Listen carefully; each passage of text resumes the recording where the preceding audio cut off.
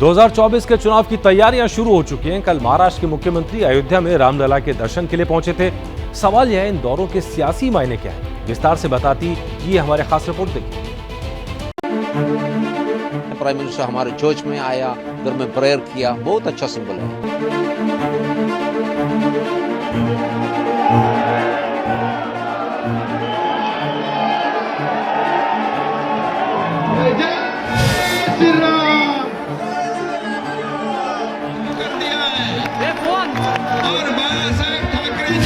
चौबीस की लड़ाई, हिंदू, मुस्लिम, सिख, ईसाई।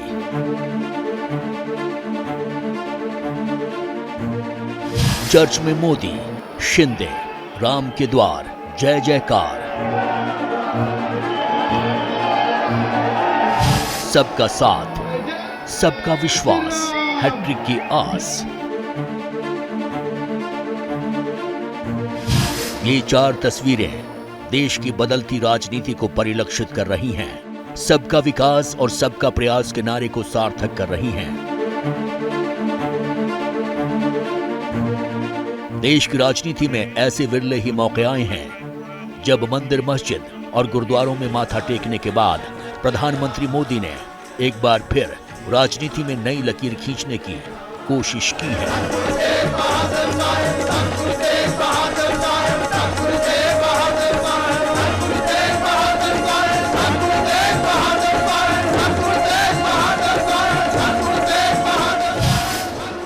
ये तस्वीरें दिल्ली की हैं। शाम के करीब 6 बजे प्रधानमंत्री मोदी ईस्टर के मौके पर सेक्रेड हार्ट कैथेड्रल चर्च पहुंचे।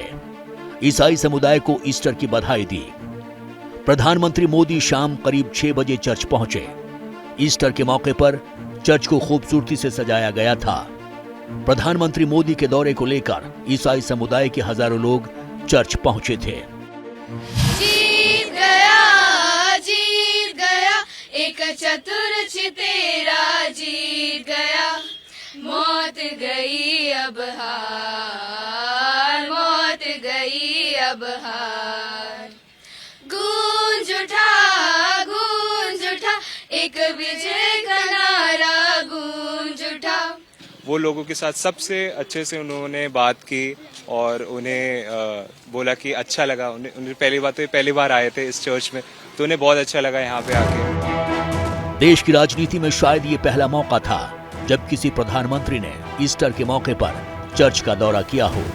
इस वक्त मैं मौजूद हूँ दिल्ली के दिल सेक्रेड हार्ट कैथेड्रल चर्च में और यहाँ पर आज प्रधानमंत्री नरेंद्र मोदी कुछ देर पहले पहुंचे थे और यहाँ पर ईस्टर की बधाई उन्होंने सभी लोगों को दी। यहाँ पर क्या कुछ हुआ चर्च के अंदर, कितनी देर प्राइम मिनिस्टर यहाँ पर रहे, वो सब जानते हैं। यहाँ पर मेरे साथ फादर हैं, उनसे बात करते हैं। सर, सबसे पहले तो अपना नाम बता दीजिए।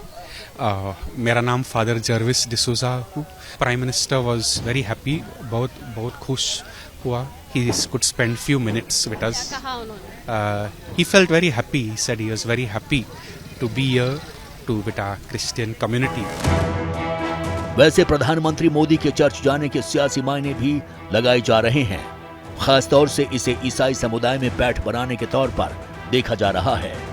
हाल ही में ऑर्थोडॉक्स चर्च के प्रमुख वसेलियोस मार्थोमा मैथ्यूज ने प्रधानमंत्री से मुलाकात की थी। कोटायम में अपने मुख्यालय आने का न्योता भी दिया था। 25 अप्रैल को प्रधानमंत्री नरेंद्र मोदी केरल दौरे पर जाएंगे। इस दौरान उनके साथ एके एंटनी के बेटे अनिल एंटनी भी मंच पर रहेंगे। अनिल एंटनी को बीजेपी में शामिल कराए जाने के पीछे ईसाई समुदाय को साधने के हिसाब से देखा जा रहा है। नरेंद्र मोदी जी के नेतृत्व में पूरे देश में हिंदू वोटरों के सहारे जीत का परचम लहराने वाली भारतीय जनता पार्टी के लिए केरल में चुनावी राह बहुत आसान नहीं है, क्योंकि वहां पर आबादी का 45% मुस्लिम समुदाय के लोग हैं। शायद इसलिए बीजेपी ईसाइयों को भी साधने की कोशिश में लगी है। केरल में करीब 18% ईसाई आबादी है। नागालैंड में 88, मिजोरम में 87, मेघालय में 75, मणिपुर में 41, अरुणाचल में 30 और गोवा में 25% आबादी ईसाई समुदाय से है। इन सभी राज्यों में लोकसभा की 29 सीटों पर ईसाई वोटर निर्णायक हैं। बीजेपी के लिए केरल में मुश्किल यह है कि यहां पर उनके आधार माने जाने वाले हिंदू वोट सीपीआईएम के नेतृत्व वाले एलडीएफ कांग्रेस की अगुवाई वाले यूडीएफ और बीजेपी तीनों को जाते हैं। ऐसे में बीजेपी के लिए केवल हिंदू वोटर्स के सहारे चुनाव जीतना मुश्किल है। इसलिए बीजेपी केरल के 18% ईसाइयों को अपने पाले में करना चाहती है। वैसे पूर्वोत्तर के नतीजों से साफ हो चुका है कि ईसाइयों को भी मोदी पसंद है। प्रधानमंत्री मोदी की सबका साथ, सबका विकास और सबका विश्वास वाली नीति के अब उनके सियासी विरोधी भी मुरीद हो गए हैं। अजित पवार को सुनिए। उद्याच्याला जी व्यक्ती 9 वर्ष या देशाचे पंतप्रधान म्हणून काम करते, त्यांच्या नावावर 2014 साली जो पक्ष एकेकाळी फक्त 2 खासदारांचा पक्ष होता, तो सर्व दूरपर्यंत पोहोचला आणि पूर्ण बहुमताने निवडून आला। हा करिश्मा मोदी साहेबांचाच आहे की नाही? त्याही काळामध्ये कुणी असं निवडून आल्यानंतर वेगवेगळ्या प्रकारचं वक्तव्य केले जातात, परंतु ते पॉप्युलर झाले आणि त्यांच्या नावाखालीच वेगवेगळी राज्य निवडून आलेले आपण पाहिलं की नाही? त्याच्यानंतर पुन्हा त्याची पुनरावृत्ती 2019ला घडली की नाही? आता 2014ला 5 वर्ष ते झाले पंतप्रधान, आता जवळपास 4 वर्ष होत आले। 9 वर्षांनी हे असले मुद्दे काढून काय उपयोग आहे? लोकांनी ते सगळं बघितलेलं, त्यांचं कामकाज बघितलेलं आहे। अजीत पवार से पहले शरद पवार का रुख भी सरकार के प्रति सकारात्मक रहा है। यही वजह है कि पूछा जा रहा है कि क्या महाराष्ट्र में चाचा और भतीजे की जोड़ी नया राजनीतिक गुल खिला सकती है। अजीत पवार के एक बयान के बाद जिस वक्त महाराष्ट्र में सियासी अटकलों का दौर चल रहा है, ऐसे वक्त महाराष्ट्र के मुख्यमंत्री एकनाथ शिंदे अयोध्या का दौरा करने पहुंचे हैं। सवाल यह है कि एकनाथ शिंदे के इस दौरे से उन्हें क्या हासिल होने वाला है।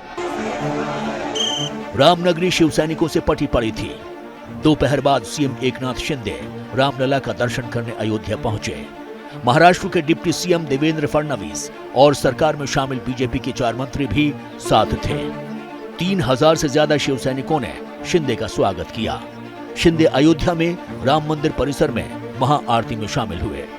एकनाथ शिंदे अक्सर ये भी कहते रहे हैं कि वो बाला साहेब ठाकरे के हिंदुत्व के उन विचारों को आगे बढ़ा रहे हैं जिन्हें उद्धव ठाकरे ने छोड़ दिया था। इसीलिए शिंदे की इस यात्रा को शिवसेना की हिंदुत्व की राजनीति के रास्ते पर फिर से लौटने के तौर पर देखा जा रहा है। Bureau report, ABP news.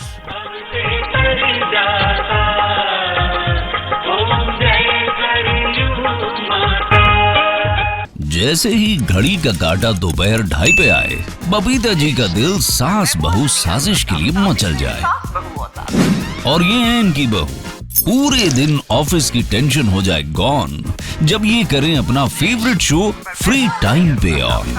इनकी तरह आप भी देखें अपना फेवरेट शो अपने टाइम पर और डाउनलोड कीजिए एबीपी लाइव ऐप अपने स्मार्ट टीवी पर।